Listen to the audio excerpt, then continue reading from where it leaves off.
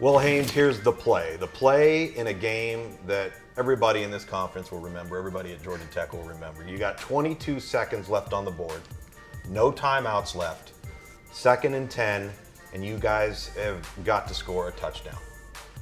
Number one, what's the name of the play right here? This is triple left 60 monster. Triple left 60 monster. What's the 60 mean? 60 is the protection. Okay, so you're in a 6-man protection? Regular 6-man protection. Got a man side and a slide side. Okay. Line, they're sliding to the field on this one. Okay. Nickel's outside leverage, so they're just eyes really inside on solid on that mic. When you say nickel, you mean right here? Yes, sir. Okay, gotcha. So he's really no threat, especially out of 3x1 from this. And he's not a threat either because there's nobody behind him to come, right? Technically, he could, because the safety to the field, in the middle of the field, he's a little lower than the safety to the boundary. Right. So technically, he could roll low. Okay. And blitz, but I would be good because of the slide side. We have 3 for 3 right there. Right. So I'm good anyway. So I'm really not worried about if he comes or not. All right. So you're not overloaded to either side, and you don't have to be worrying about a free rusher. No, sir. All right. So now let's move back to the back end. Pre-snap, what do you think they're in here? A form of like quarter sink, like 4 to the field, maybe 2 to the boundary. Okay. That's just kind of what I'm feeling right now. Obviously, you have a pre-snap, post-snap look. Most of the time, the boundary safety is what gives a lot of the defensive away. Right.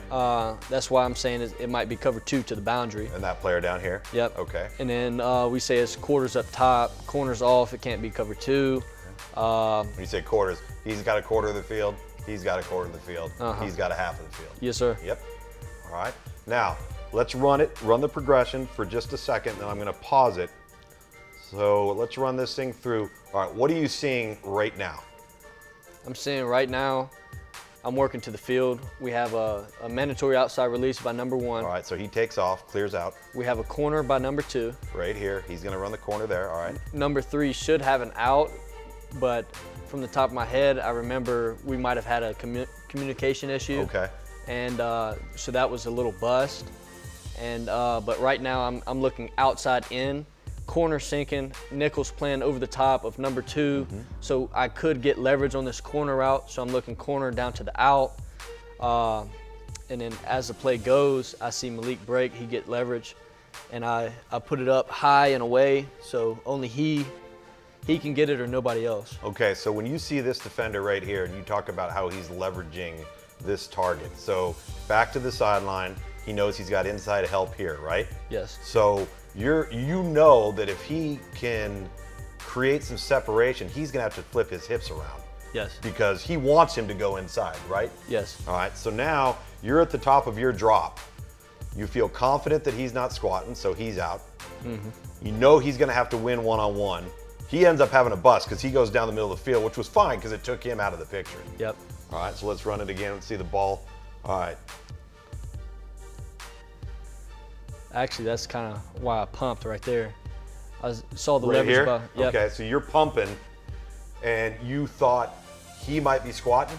No, I saw the leverage on number 3 breaking out. That was my original, because it was an easier throw, shorter throw. He can catch it. He already has leverage. Talking about right there? Uh-huh. Okay. And that kind of bust right there, and I knew I still had Malik. So you're thinking you're going to throw this on time right there. And he's going to run the out, but he busts. Bust. So now I can see your hand coming away from the football right here. You end up being able to make the throw under duress. You've got some people in your face. When this left your hand, what was your thought? I knew he was going to catch it or nobody because it was so high and wide. Okay. And that's kind of where you want the football if it's going out-breaking routes. You want it high and wide. High and wide. Where only your guy can get it or you play the next down. Yes. Right? So now he's got to turn around from his leverage position, and there's that separation, right? So you want to get this ball up in here, right? Yes, sir.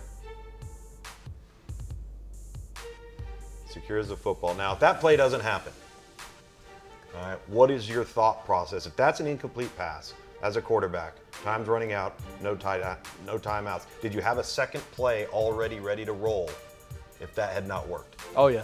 It's always in the back of our head. And then at the end of the game, we have a in-the-game package of plays, and everybody knew that we needed a couple chunk plays just to get in. I believe it was 17-20 at the time.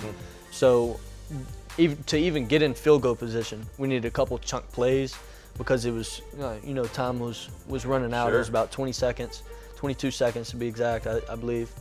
We all knew that we needed a couple chunk plays in this game to let it happen. How high that ball is. If that ball is 6 inches lower, it gets tipped or picked. It gets tipped or picked, and now you have to become a tackler. Good thing that didn't happen for you, Pop. Yeah, I don't think I could have got up. I don't think so either. That's a lot of black jersey laying on top of you, man. Well, good stuff, man. Thank you very much for walking us through that. That was fantastic. Appreciate it.